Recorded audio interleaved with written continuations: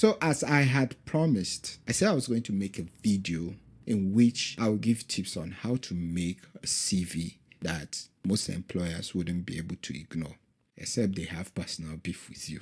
If you're an international medical graduate that wants to make a CV that at least you will get some degree of attention and you've been struggling with that, I believe this video is going to help you. Hello, I'm Tabat Emmanuel, a Nigerian medical doctor currently working in Australia. Your CV is your selling point. It's usually the first contact that your prospective employers make with you.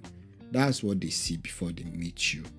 And no matter how good you are as a doctor, no matter how much you're going to benefit from your services, it is via your CV that they will have the impression of, this is someone that we need to employ. And that's why you have to really sell yourself. Don't oversell yourself. Don't overhype yourself, because most of this, if not all of these hospitals, research properly. So don't overdo. At the same time again, don't be humble to underdo. Please keep your CV precise and simple.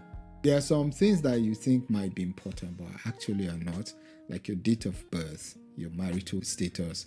Even some go as far as putting a passport. Yeah, we know you could be very good looking, but these things don't really matter. So have the most important things that are inside. Then also make sure that immediately after your name, you keep your contact details, and that will include your phone number, your email address, and your current address, because they want to contact you and they wouldn't want to be going to the back of the page or hustling for it somewhere. So your name and these contact details, it helps you. It really does. And for your phone number, please use your country code.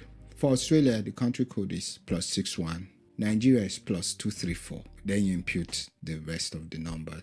So please don't just write 080 or 04 or 06, whatever it is.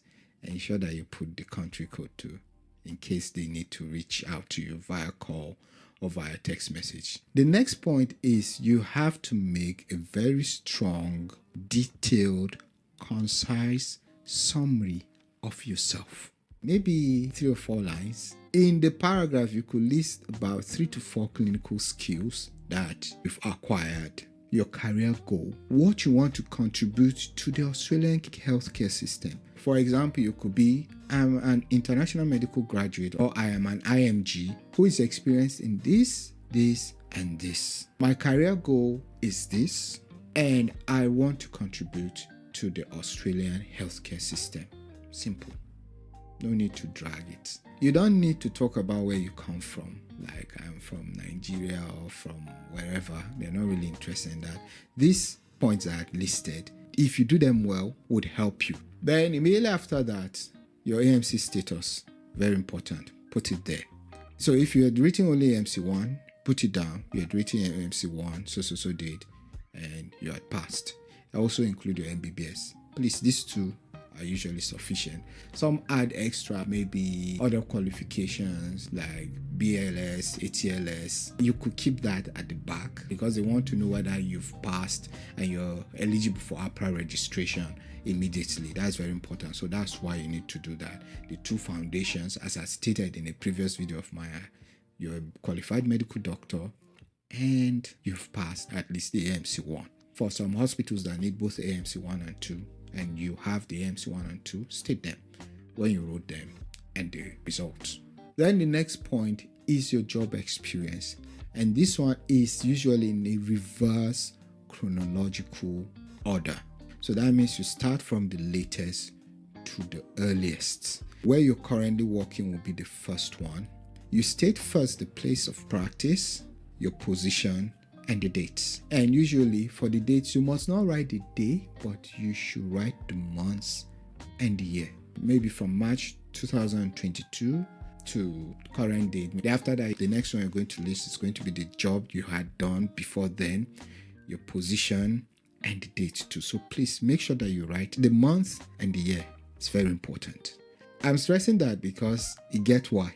Also state whether it was a part-time job or a full-time job. Because with full-time jobs, you usually cover more hours For the part-time job, you might need a longer period. So if it's a part-time job, also state the number of hours you work per week.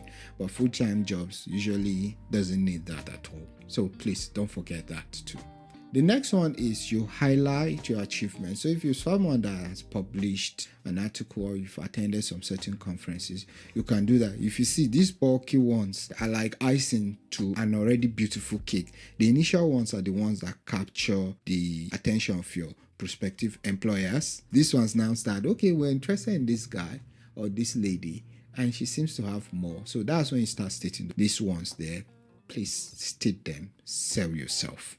Then you could add relevant extras like maybe other clinical skills, publications, your English, ATLS, BLS, and the rest. You could add them there too. Another thing is that you could have CVs that are tailored towards a particular job you're looking for. So maybe you're looking for a job as an RMO, a HMO, a registrar, whichever one you want to be, in different specialties. Consultants are locked in already, so they have a particular place they're looking for. Unlike the RMO or HMO, and you might be looking for a position as an ED officer or whatsoever it is. Make sure that your CV is tailored towards that particular role that you're looking for. Emphasize on the role. Tweak whatever you need to tweak to do that.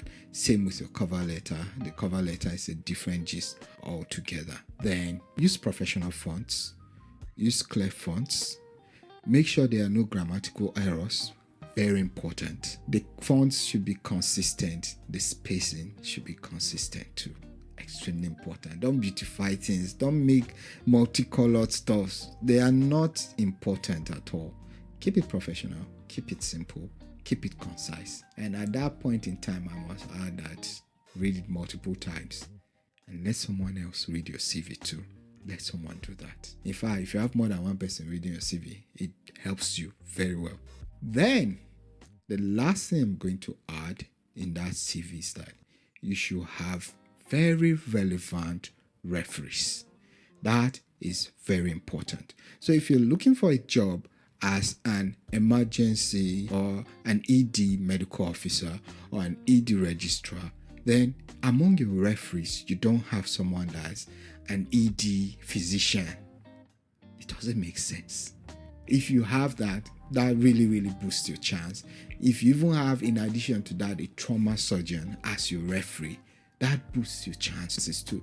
So imagine you're looking for an ED position and you have a gynecologist or a general physician or a cardiologist as your referee. It doesn't really do anything. So make sure that you have relevant referees. And what's even better than the relevant referees are relevant referees that are either in Australia or in competent authority countries like the US, UK, Canada, Ireland. They boost your chance further. This second part does not really stop you from getting a job, but if you do, it really boosts your chances to a very large extent too. So please get relevant referees. Then the last one is to declare and sign. And then you're done. You must declare and sign. No? Your employers and APRA will not usually accept that. Please declare and sign at the end. So I hope this video helps you. I hope it has added something to you too and it has encouraged you towards doing that too. If this video did that, please give it a thumbs up. And if you're yet to subscribe and you love what I do here, please subscribe and turn on the bell notification so you don't miss my videos. Thank you, and I'll see you in my next video. Bye.